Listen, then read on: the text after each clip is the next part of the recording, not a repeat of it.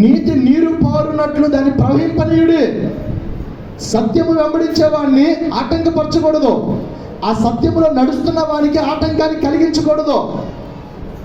అసత్యములో ఉన్నవాడిని సత్యములోకి తీసుకురావడానికి ప్రయత్నం చేయి. సత్యములో నడిచేవాడికి ఆటంకాలు అడ్డంకులు పెట్టకూడదు. అలా పెడితే శాపగ్రస్తుడు అవుతాడు. అలా పెడితే దేవుని ఉగ్రత మీదకి దిగి వస్తుంది. అదే ఆమోసు ద్వారా తెలియపరుస్తున్నాడు దేవుడు ఇక్కడ. హల్లెలూయా. ఇప్పుడు రాజు ఇశ్రాయేలు ఆరాధన చేసుకుని వచ్చేసేవారు, వెళితే పంపిస్తే, కానీ బంధించాడు, వెళ్లకుండా ఆరాధించకుండా బంధించాడు. చాలామంది ప్రార్థనకు వెళ్ళినవరు, చాలామంది ఆరాధనకు వెళ్ళినవరు, చాలామంది ప్రార్థించినవరు. ఒకరు ప్రార్థిస్తామన్నా ఇంకొకరు అడ్డుకట్టి వేస్తారు. ఇంకొకరు వెళ్తామంటే ఇంకొకరు ఆటంకపరుస్తారు. ఏం వెళ్తాం అంత దూరం, రేపు పొద్దున పనికి వెళ్ళొద్దా, పొద్దున్నే లేగొద్దా? కొంతమంది ఇవ్వాలని మనసుంటే ఇవ్వనవరు. అంత ఇచ్చేయాలా, ఎంత ఇచ్చేయాలా, ఓ 10 ఇస్తే సరిపోదా, 10 ఇస్తే సరిపోదా, ఇలాగ ఆటంకపరుస్తారు. దేవుని ఆజ్ఞను నువ్వు అనుసరించకపోవటం పక్కన పెట్టి అనుసరించే వారిని కూడా అనుసరించనివ్వరు చాలా మంది. ఈ రాజు అదే చేస్తున్నాడు ఇక్కడ. ఇశ్రాయేలుని ఆరాధించుకుంటామంటే మీరు వెళ్ళటానికి వీల్లేదు. ఆ రాజుతో వీళ్ళు కలిసిపోయి ఒక రాజ్యం చేసుకుని మనం చంపేస్తారు, అందరూ వచ్చి మనకు ప్రమాదం ముప్పు ఉంది అని చెప్పి ఏం చేశాడు అంటే, ఆ రాజు తన అధికారాన్ని కాపాడుకోవడానికి ఇశ్రాయేలు విగ్రహారాధన వైపు నడిపించాడు.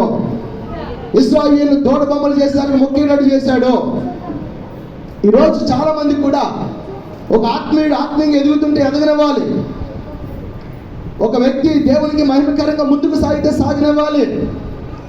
అవసరమైతే నువ్వు ప్రోత్సహించాలి, కానీ దాన్ని ఆటంకపరచకూడదు. హల్లెలూయా, హల్లెలూయా. ఒకవేళ నీకు ఇబ్బంది అయితే ఆ వ్యక్తిని ఆటంకపరిచే మాదిరిగా నువ్వు ఉండకూడదు.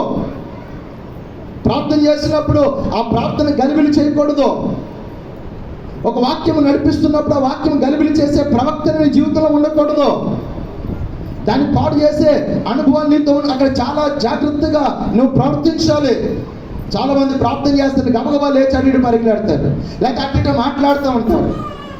ఆ ప్రార్థన నడిపింపు ఏమవుతుంది, అక్కడ పాడైపోద్ది కదా. అంటే నువ్వు పాడు చేసిన వ్యక్తి అయ్యావు కదా. అక్కడ నువ్వు బాగుపడటం పక్కనడే, బాగుపడే వాళ్ళు కూడా పాడు చేసే ప్రవర్తన జీవితంలో ఉండకూడదు. హల్లెలూయా. ఒక క్రమాన్ని నడుస్తున్నప్పుడు ఆ క్రమం నా వల్ల ఎక్కడ పాడైపోతుందో అనే భయం నీలో ఉండాలి. పాడు చేసే ప్రయత్నం ఎప్పుడు కూడా ఎవరు కూడా చేస్తే వాడిని దేవుడు శిక్షిస్తాడు. వాడి జీవితంలో దేవుడు బుద్ధి చెబుతాడు.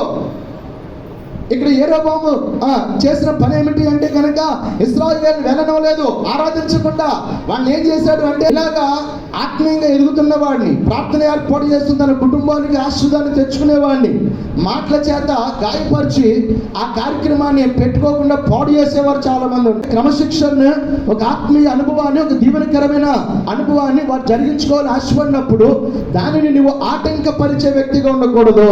దాన్ని ఏ వ్యక్తి పాడు చేసే వ్యక్తిగా ఉండకూడదు.